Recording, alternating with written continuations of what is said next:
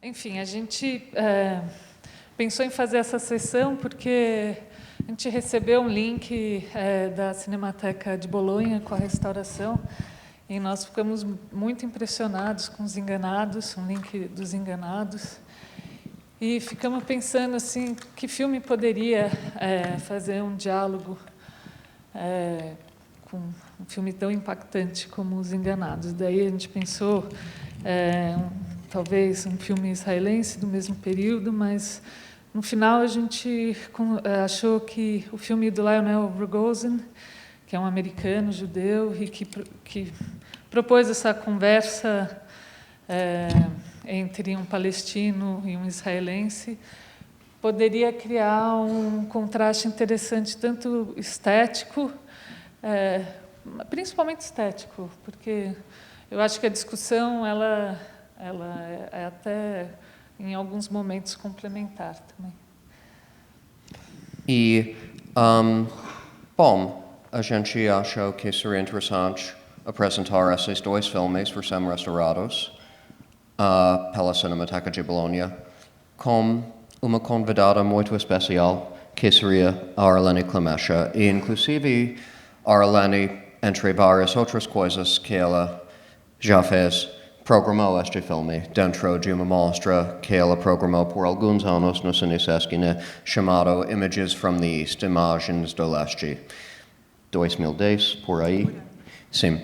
E atualmente, Arlene é professora na FFLSH, na USP, de História e Cultura Árabe. Eu tenho profundo agradecimento ao trabalho dela por traduzir Edward Said para português e ela já escreveu muitos artigos fascinantes, entre esses último texto que foi publicado em novembro do ano passado, explicando o que é a Nakba, que é, de certa forma, além de ser a catástrofe, uma catástrofe que motiva muita da ação deste filme. E entre outros motivos eu menciono isso porque, por uma coincidência que talvez não seja uma coincidência, hoje, dia 15 de maio, é justamente o Dia Internacional de Comemoração da Nakba. Então temos certa sensação de honra de poder apresentar este filme neste dia especificamente, além do simples fato de apresentar estes dois filmes no Brasil. Ponto. Gostaríamos de então perguntar, Arlene, o que você gostaria de dizer sobre Os Enganados? Bom, em primeiro lugar, obrigada pelo convite a ambos, os curadores dessa mostra. E é um filme realmente que é muito impactante, né? Todos que assistiram, e tem algumas coisas, talvez, né, básicas e preliminares a serem ditas, e talvez depois a gente possa abrir para perguntas, uma conversa com todos vocês. O filme, como já foi explicado, como sabem, foi baseado numa novela de Ghassan Kanafani, Homens ao Sol. Bom, e sempre que... aliás, a primeira vez que eu li essa novela, né, eu senti essa mesma angústia que vocês certamente assistiram ao ver o filme, sentiram ao assistir o filme, né? É um filme que, para Ghassan Kanafani, né, quer dizer, a história de Ghassan Kanafani, não o filme, ele realmente queria dizer alguma coisa com isso, né? Ele queria retratar a condição palestina através dessa história. Só que o engraçado é que o filme tem uma diferença em relação ao livro, né? Uma diferença muito importante. E essa diferença está no cerne de grande parte do debate sobre a própria condição palestina, o que ela representava na época e hoje ainda, né? No final desse filme, vocês devem ter percebido que os homens, os 3 homens refugiados que estão dentro do caminhão, eles batem, né? No caminhão. Sim. Eles batem, mas tem o barulho do ar-condicionado e ninguém ouve, né, eles baterem. Essa é a diferença em relação ao livro, né? porque no livro, quando o motorista descobre que eles estão mortos, né, ele expressa uma incompreensão total e diz por que eles não gritaram, né? Então, tem uma diferença muito grande no livro. A história de Ghassan Kanafani é de 3 homens que supostamente não gritaram por socorro. E no filme é a história de 3 homens que gritaram, mas não foram ouvidos. Em ambos os casos, eles são mortos por toda uma conjunção de fatores. Primeiro, porque são refugiados, em última instância, porque estão nas mãos, inclusive, da burocracia árabe, né? Se aquele burocrata que no posto de controle não consegue, né, fazer nada, a não ser tirar sarro, enrolar, manipular, né, e com isso acaba matando os 3 pela demora em atender, fazer uma simples assinatura. Essa é a burocracia árabe, né, famosa, infame, na verdade. Mas a diferença entre as 2 versões, a versão original, o livro de Ghassan Kanafani, e aquela de Taufik Saleh, é muito chamativa, né? Ou seja, afinal de contas, qual é o caso, né? O que é a condição palestina? É de um povo que não é ouvido porque não consegue colocar a sua voz, ou não é ouvido porque ele coloca a sua voz, ele coloca o seu grito, o seu protesto, mas o mundo não o ouve? Esse é um debate sem solução, né? Recentemente, num encontro, foi uma sessão, vários dias de um workshop, né, com vários autores palestinos, entre ele o grande autor, um dos maiores autores, libanês, na verdade, mas de literatura palestina, que se chama Elias Huri. Elias Huri disse que ele acha que Ghassan Kanafani queria dizer que bateram, sim, mas que não foram ouvidos, né? Que essa é a interpretação dele, que no fundo, Kanafani queria dizer que tinham protestado. Mas é sempre um debate muito grande entre os autores, as histórias, as retratações dos palestinos, o porquê, afinal de contas, eles não são ouvidos. Não estão protestando, não estão falando, ou o mundo não está dando ouvidos, né? E, de fato, hoje, então, dia 15, né, marca mais um ano, 76 anos agora da Nakba, e o segundo aspecto, então, a ser talvez mencionado em relação à sequência de histórias que vemos em Kanafani, em outros autores, é que, no fundo, uma história ela acaba se entrelaçando em outra, e dentro de Kanafani temos esse entrelaçamento de histórias, porque junto elas estão contando também uma história que não está terminada, né? E a dificuldade de contar também a narrativa palestina, de construir uma narrativa palestina, é que ela está sendo vivida, né? E os palestinos estão resistindo ainda. E é muito difícil construir uma visão de história e de presente e de futuro e uma narrativa quando ainda se resiste, né? E quando ainda o processo não acabou, quando ele está acontecendo enquanto se luta para viver, para sobreviver, né? Essa é a condição palestina. Chegou um momento, na década de 80, em que, mais uma vez, Elias Huri, em um artigo, uma análise que ele publicou, ele elaborou a ideia de que, de fato, um dos grandes erros da análise política palestina tinha sido, ou é, talvez, em alguns casos, até o momento, considerar a Nakba, que hoje se comemora, como um evento de 48, ou como um evento que aconteceu em 48 e depois se repetiu em 67. Ou que talvez tenha se repetido em 67, com o que é chamado Anaksa, que foi a ocupação da Cisjordânia, faixa de Gaza, além de colinas do Golã, Sinai do Egito e tudo mais, e que hoje, em 23, 24, esteja novamente se repetindo como uma tentativa de limpeza étnica e genocídio na faixa de Gaza, né? Mas que, no fundo, a Nakba ela é um evento contínuo, ela não tem marco de fim, né? E 48 é apenas um grande, né, importante episódio da Nakba. Eu queria só fazer uma observação também em relação à diferença entre o livro e o filme, que até para mim foi mais intrigante do que o fato deles, que é o que as pessoas discutem, né, terem batido ou não no caminhão é o perfil do personagem do Abu Kazaran, que no livro é chamado de Varapau, na tradução.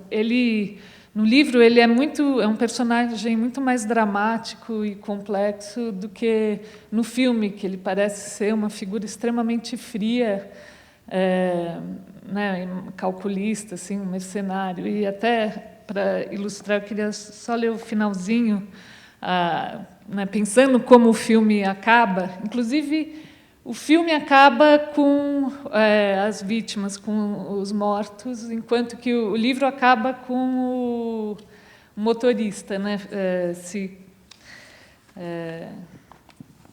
se remoendo sobre o fato deles terem morrido.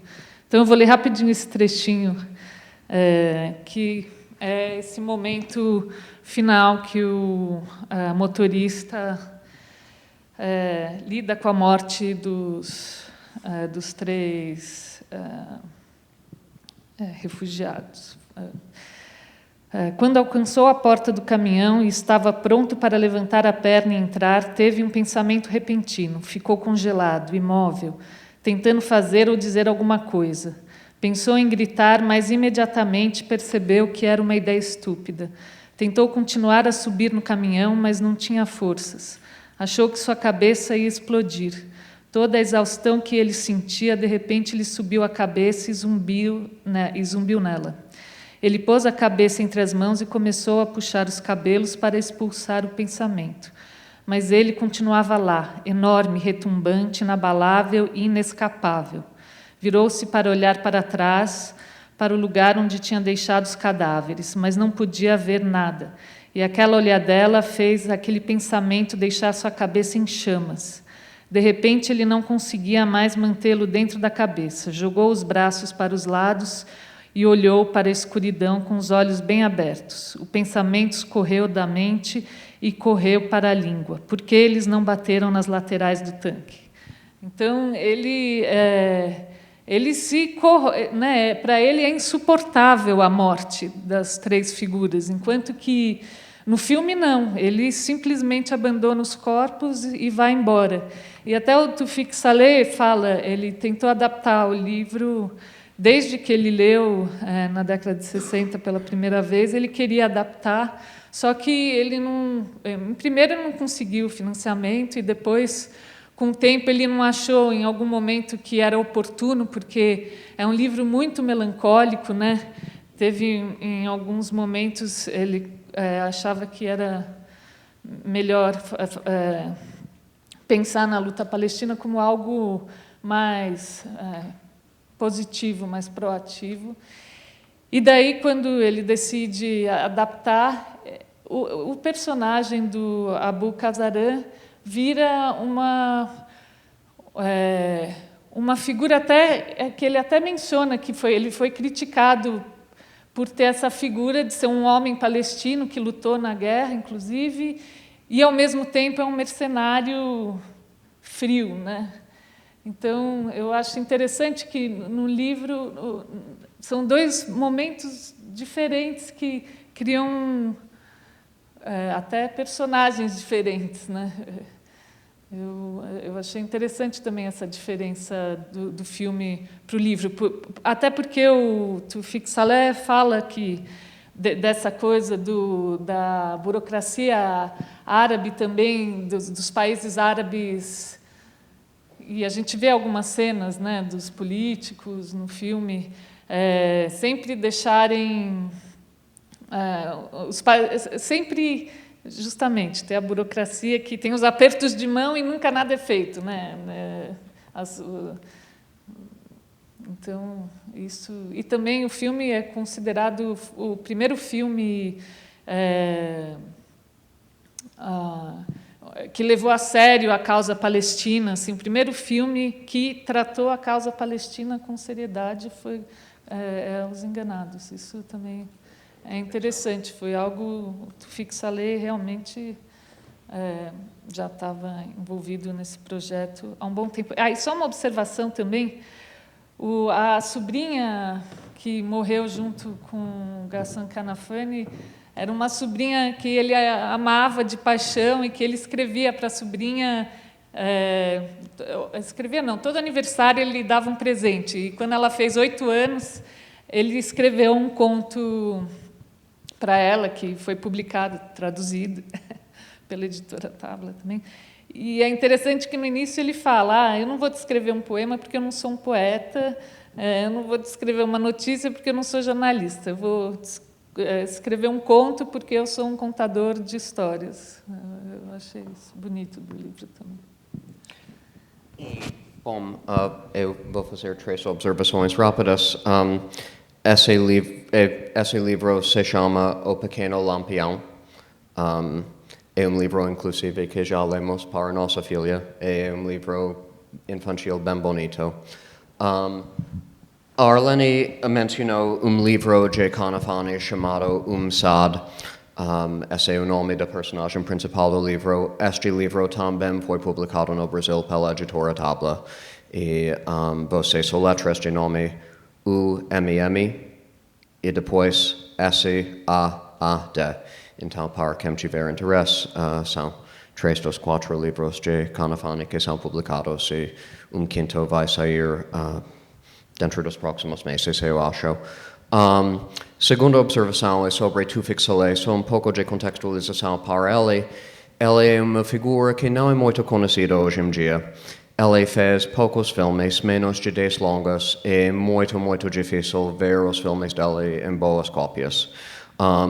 Ele foi uma figura incomum no cinema egípcio, que era um cinema de grande indústria, porque ele realmente só trabalhou em projetos que foram interessantes para ele realizar. Ou seja, ele era realmente um artista dentro de uma indústria.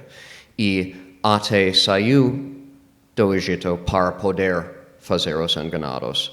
Não tinha condições de fazer Os Enganados no Egito por causa da censura do país, tinha de fazer na Síria, onde conseguiu uma produção mais receptiva.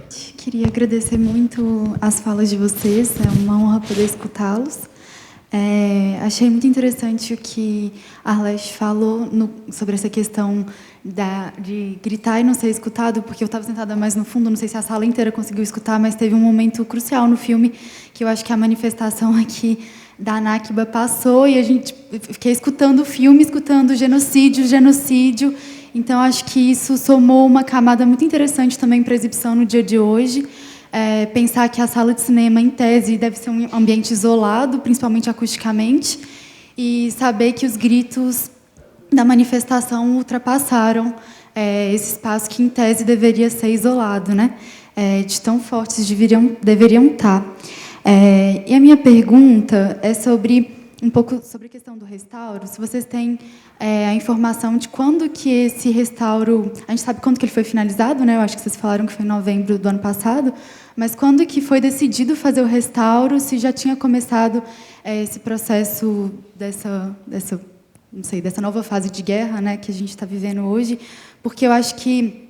Enfim, teve vários festivais de cinema na Europa que tiveram muitas polêmicas envolvendo posicionamentos em relação à guerra. E eu acho muito interessante a Cinemateca de Bolonha escolher fazer esse restauro nesse contexto, né? Porque o restauro é sempre também uma escolha de preservação, uma escolha técnica, mas é uma escolha política de onde a gente vai lançar o holofote na memória, né? Então, escolher fazer esse restauro agora, esse restauro sair nesse contexto histórico que a gente está vivendo, eu acho que também, não sei, queria saber se eles se posicionaram de alguma forma em relação a isso, assim, em relação ao que está acontecendo atualmente, porque eu acho muito interessante eles escolherem restaurar esse filme justamente agora, né? Ok, eu devo responder a esta pergunta, eu acho. A Cinemateca de Bolonha tem vários projetos de restauração dentro do Instituto, dentro da instituição. Entre esses projetos, inclusive, é um projeto chamado Rogozin Heritage, que é dedicado à restauração da obra completa de Leonel Rogozin, a filmografia completa dele. E esse projeto está chegando à sua conclusão agora. Ou justamente no mês que vem, todos os 10 filmes de Leonel Rogozin serão finalmente digitalizados e restaurados e vão estrear no festival Il Cinema Retrovato, que é festival realizado todo ano em junho na Cinemateca de Bologna e é o festival mais prominente de restauração no mundo. Também tem uma iniciativa chamada a World Cinema Project, que foi projeto fundado por Martin Scorsese e dá prioridade para filmes de países que não têm uma grande história de preservação de cinema. Entre essas, duas obras brasileiras, sendo Limite e Pichote, a Lei do Mais Fraco. Eles restauraram alguns filmes da América Latina, alguns filmes do leste da Europa, vários filmes da Ásia e muitos filmes da África, tanto África subsaariana quanto a África árabe. E qual é o termo para a África árabe? Não. A parte da África onde tem populações árabes, Tunísia, Argélia. Eu chamo de África do Norte. África do Norte, desculpe. Você tem trional. Inclusive dois grandes filmes do Egito, de Shadi Al-Solem, que são A Múmia, ou A Noite de Contar os Anos, e O Camponês Eloquente. Esses dois filmes passaram na Mostra de São Paulo alguns anos atrás. E eu digo tudo isso para dizer que dentro desse projeto eles estão lançando muitos filmes e, em muitos casos, estão trabalhando nesses projetos por vários anos.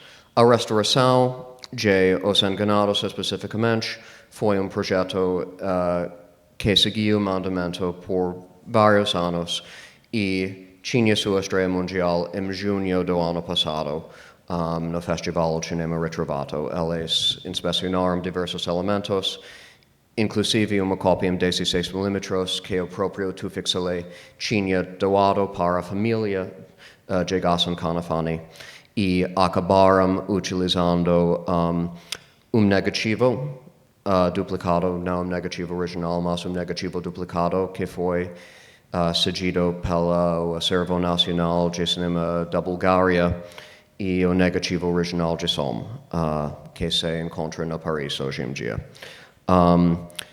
Então, não foi projeto pensado nos eventos que começaram em outubro do ano passado, porque a restauração estreou antes, mas conforme essa restauração tem viajado ao mundo, as críticas a respeito dela naturalmente comentam esse assunto. Então, é filme, podemos dizer, que tinha grande relevância aos eventos atuais no momento em que estreou e continua tendo grande relevância aos eventos atuais, inclusive que sua versão restaurada está viajando pelo mundo. E a mostra que eu criei junto com uma instituição do Oriente Médio e o Instituto de Cultura Árabe aqui, ela durou quase 10 anos, 9 anos, 2006 a 2015. Teve um ano que, justamente querendo, com vontade de trazer clássicos do cinema egípcio, aliás, todo ano eu buscava colocar um clássico, um filme histórico, e teve um ano, então, que eu mostrei Al-Mahdoun, Os Enganados. Não era essa versão. Inclusive, já faz muito tempo, e se não me falha a memória, e eu li que essa versão fizeram realmente um grande trabalho, foi muito trabalhado, receberam, enfim, mas me parece que a versão que eu exibi tinha um final diferente. Tinha um final diferente, não era essa cena o final, e o papel do motorista também não estava retratado desse jeito. Mas é aquela coisa, a memória pode enganar, eu não quero ter certeza, eu quero rever a minha cópia DVD, conseguir resgatá-la em primeiro lugar com a pessoa com quem eu deixei emprestado e poder assistir, porque a cena final me surpreendeu agora. Não comentei também, porque aqui a gente tem um trabalho enorme feito, a cópia que eu consegui ter acesso era uma cópia, vai saber o que tinha, por onde tinha passado, que tipo de finalização tinha sido feita. Mas são, de fato, é uma dificuldade muito grande de conseguir obras restauradas, trabalhadas. E quando eu viajei para o Egito, em 2010, um ano antes das revoluções, né, da Primavera Árabe, aconteceu em 2011, eu consegui chegar até o vice-ministro de Cultura do Egito, porque eu tinha a intenção de pedir, talvez, 3 filmes clássicos, inclusive Al-Múmia, né, era um dos que eu queria, e, de fato, eu consegui. Só que minha intenção era conseguir 3. Eu falei assim, nossa, se eu conseguir 3 filmes, vai ser fantástico, né? E sentei lá, comecei a conversar com ele, o vice-ministro de Cultura. Não tem cinemateca, tal, não sei o que tem. Bom, eu falei em 3, ele sentou e pegou e falou assim, chamou uma pessoa, o que a gente tem aí no acervo? Esse. Tá bom, eu vou te mandar 7 originais. 7 rolos, latas, originais, né, que não tinha cópia desses filmes, não existia cópia, vieram via consulado no Rio de Janeiro, a cônsul foi maravilhosa, fez todo o desembaraço, os filmes entraram, vieram para São Paulo, né, com o seguro, a gente morrendo de medo, voltaram para o Egito. E um ano depois foram as revoluções árabes, e, enfim, nunca mais teria conseguido isso. Então, naquele ano veio a Múmia, Shah de Abdel Salam, né, que era assim, o filme que eu mais queria trazer. Também outros filmes, bom, Al-Ard, né, A Terra, um clássico também do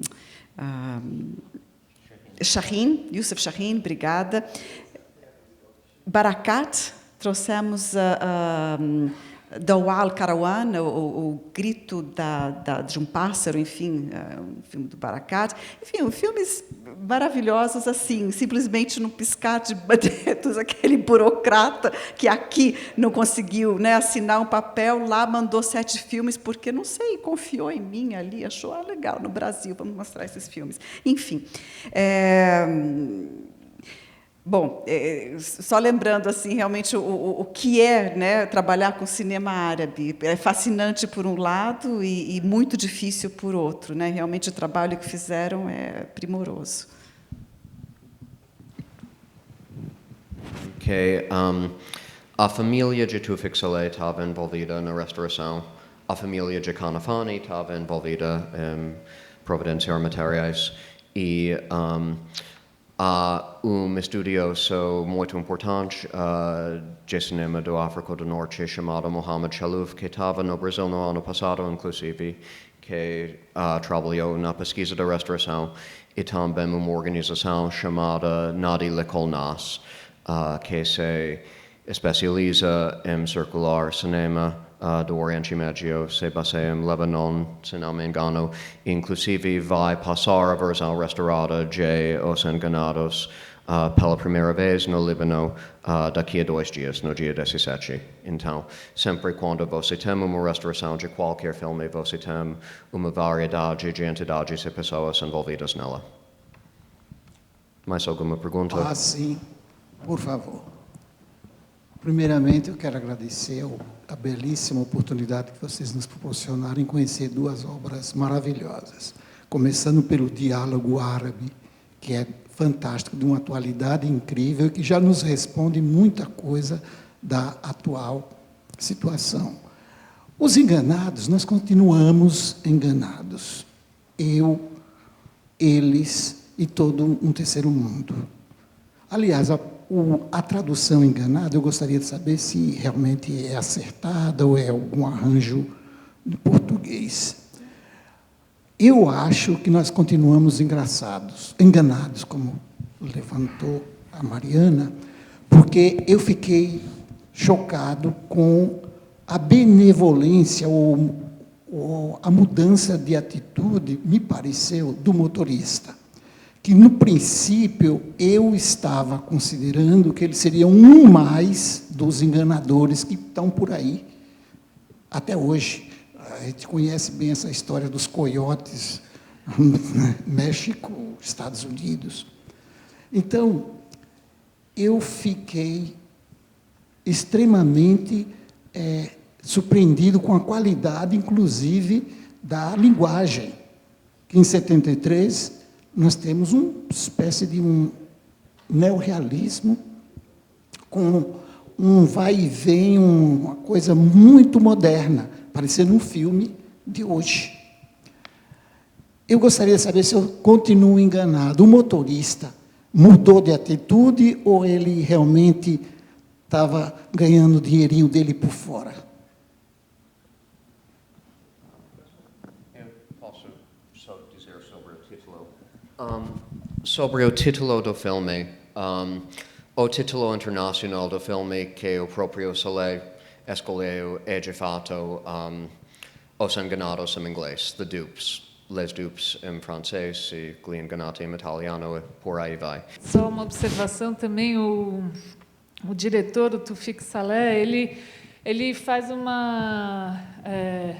ele associa o motorista... e daí eu acho que é por isso que ele é tão mais frio no filme, a alguns líderes palestinos que também acabavam sendo irresponsáveis com a população em tomar... Ele fala isso numa entrevista, que o filme, inclusive por isso que ele também foi criticado em algumas sessões, quando o filme passou pouquíssimo quando estreou, mas quando passou. Mas ele faz uma crítica também a alguns líderes palestinos que não mediam as ações, digamos assim, e daí quem acabava pagando o preço era a população. Posso só fazer uma observação também, que tem a ver um pouco com o filme anterior. O Amos Kanan, o israelense, que era um sionista, mas que, né, no filme ele explica... No filme Diálogo Árabe. No filme Diálogo...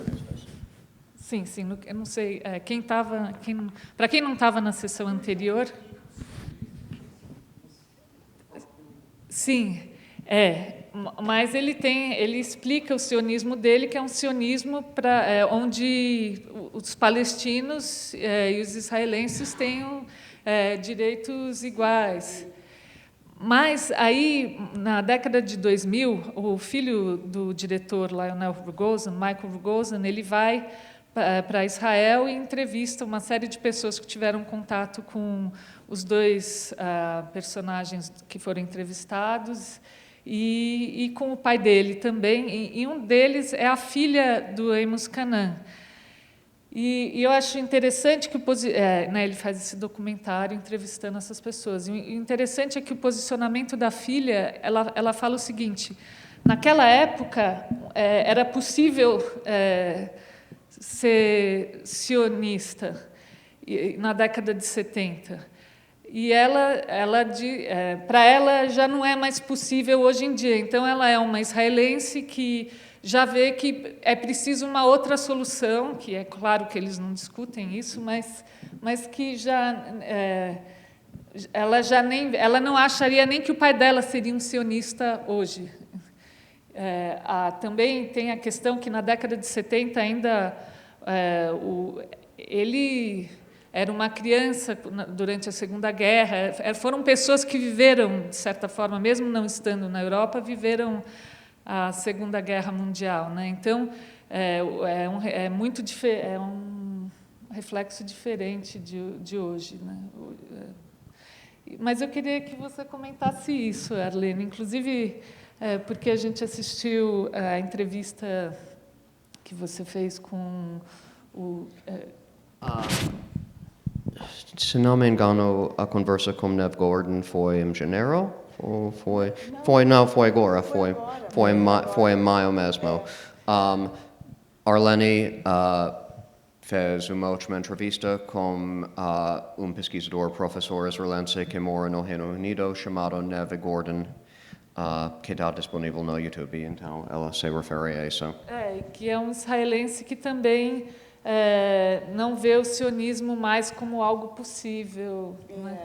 Não, a história do Niv remete muito ao que você estava comentando mesmo, porque Niv é nascido em Israel, o pai dele, israelense, o pai dele foi uma pessoa muito conhecida, muito respeitada em Israel. Não me lembro o primeiro nome, mas era um sociólogo muitíssimo respeitado. E o Niv Gordon foi uma pessoa que cresceu buscando diálogo com os palestinos, buscando interação, buscando soluções, como ativista, né? Ele começou como ativista num grupo de Physicians for Human Rights, e, né, médicos por direitos humanos. Ele ia para Gaza, enfim, né? E chegou uma hora, ele me falou, né, o Niv, quando a gente, enfim, a última vez que a gente se encontrou em Londres, ele falou assim: olha, chegou uma hora que eu não consegui mais morar em Israel. Eu, minha esposa, meus 2 filhos, e a gente resolveu sair. Não foi uma decisão fácil, né, mas a gente resolveu sair porque não dava mais para morar lá, né.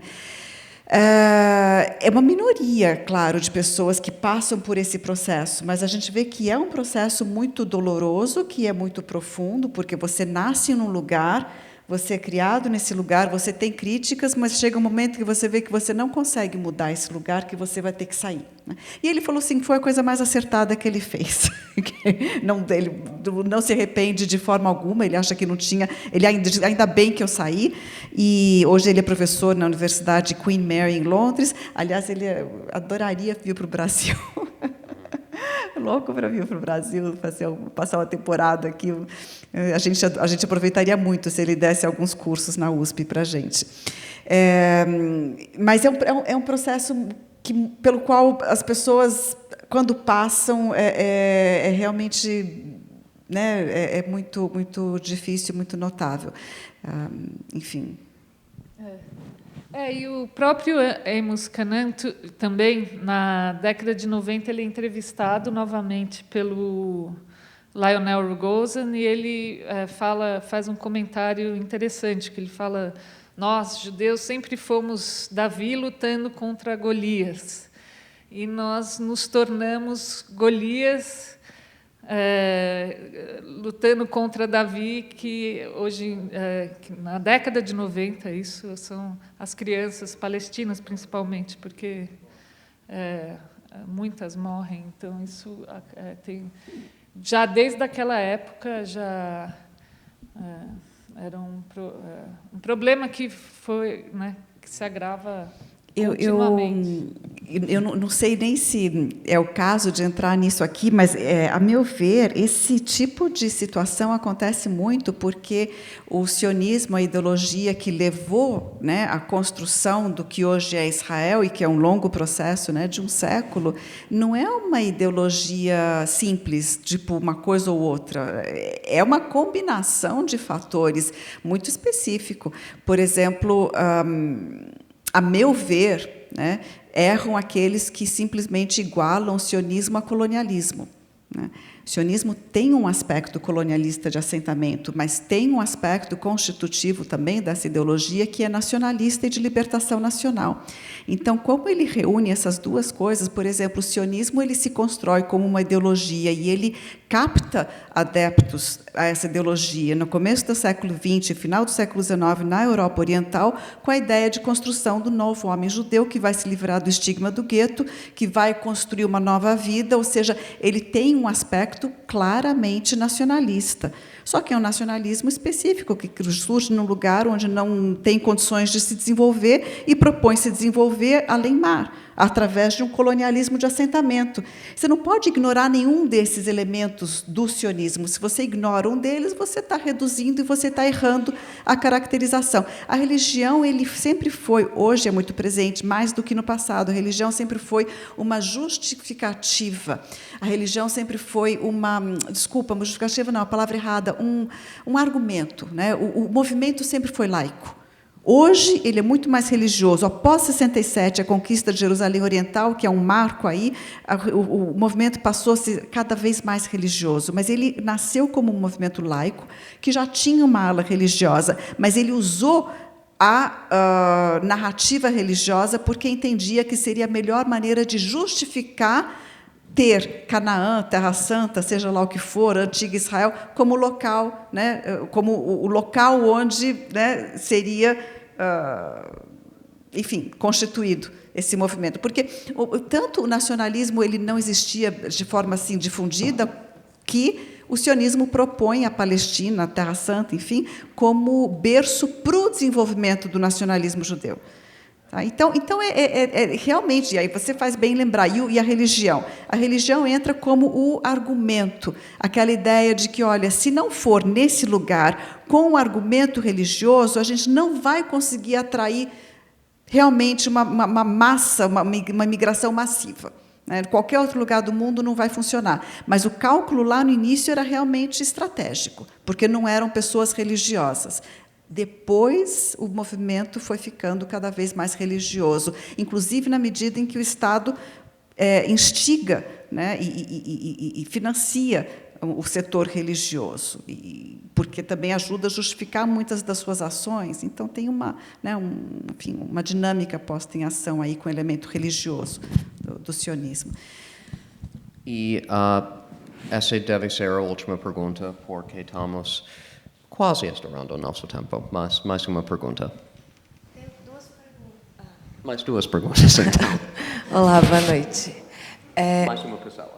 Uma pergunta sobre a questão do sionismo, que se dá para a gente falar em um sionismo ou em vários sionismos hoje em dia, e até uma perspectiva de alteração e de cisão desse movimento.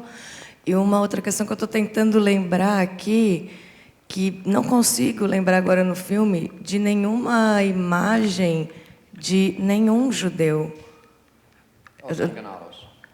Eu não consigo lembrar em nenhum momento essa retratação do israelense, do judeu dentro do filme, e se isso realmente é, ou eu estou enganada, e se é proposital, e qual a intenção dessa retirada dessa figura dentro de um filme que, de uma certa forma, retrata todo um conflito. Sobre essa segunda pergunta, se quiser comentar primeiro. Sim, a essência de qualquer personagem israelense, o zionista, o judeu, é totalmente proposital. Kanafani e Saleh realmente queriam se concentrar na condição palestina. E especialmente no caso de Saleh, ele realmente queria que o filme criticasse a plena irresponsabilidade dos líderes do mundo árabe frente aos palestinos. Então, ele realmente queria que a discussão se enfocasse nisso. Claro que o Israel tem um papel extremamente importante no filme, claro, mas o foco do filme, ele queria que ficasse outro. E sobre a primeira pergunta, realmente, acho que não é meu papel responder isso. Você quer repetir a primeira pergunta? Várias. Eu posso responder, mas você primeiro. Tá. Não, isso é mais ou menos a continuação do que eu estava falando, porque, tudo bem, o sionismo tem todo esse aspecto, mas, para o palestino, o sionismo é um só. Né? Então, e aí, realmente, e é importante entender que, para o palestino, seja um sionismo de esquerda, seja esse sionismo que fundou Israel, que é a ala majoritária, que é esquerda, né, uma esquerda trabalhista, enfim, seja a extrema-direita, que vem lá dos revisionistas do Jabotinsky, que hoje são o Likud, seja qual for, né, o espectro político dentro do sionismo, para o palestino, o sionismo é um só. Porque o resultado, só que aí, assim, o que a gente está vendo hoje, né, tem um grau diferente em relação ao que vimos no passado, mas, no final das contas, o resultado vai ser, e, de fato, ao longo da história, com exceção do hoje, que é algo assim absolutamente fora né, de tudo que já vimos, o genocídio que está acontecendo, mas, até então, de fato, para o palestino, o sionismo, independentemente do governo ser de direita ou de esquerda do momento, ele significou sempre um avanço, né, constante da colonização. Não teve diferença para o palestino. A diferença é para o israelense, se o governo é mais, né, qual a coloração política. Em um lugar só, na terra de Sião. Não existe um sionismo que defenda em qualquer lugar fora de lá, né? Portanto, só pode ter um que seja lá, naquele lugar. E eu acho que os muitos sionismos é uma teoria inexistente, no sentido de que só serve para aquele fim lá. Sem entrar diretamente na questão de sionismo especificamente, porque não me sinto preparado o suficiente na minha pesquisa neste momento para comentar isso, eu quero simplesmente enfatizar que tem muitas perspectivas diferentes dentro do próprio Israel e entre os próprios israelenses. E eu gostaria, por minha parte, inclusive como judeu e descendente dos sobreviventes do Holocausto com parentes no Israel, eu gostaria de destacar o trabalho de vários grandes artistas israelenses que estão trabalhando tanto no passado quanto hoje em dia para criticar seu governo e as ações de seu governo e falar sobre o que está acontecendo. Posso dar nome agora, que é grande documentarista israelense chamado Avi Mograbi, M-O-G-R-A-B-I, e menciono ele entre outros motivos porque ele colocou todos os filmes dele gratuitamente no canal de YouTube dele. Então, se vocês querem ouvir uma voz israelense de dissidência e grande artista, vocês podem entrar no YouTube e procurar no canal de Avi Mograbi. E depois tem outros também. Obrigado e mais uma vez obrigado e até a próxima vez.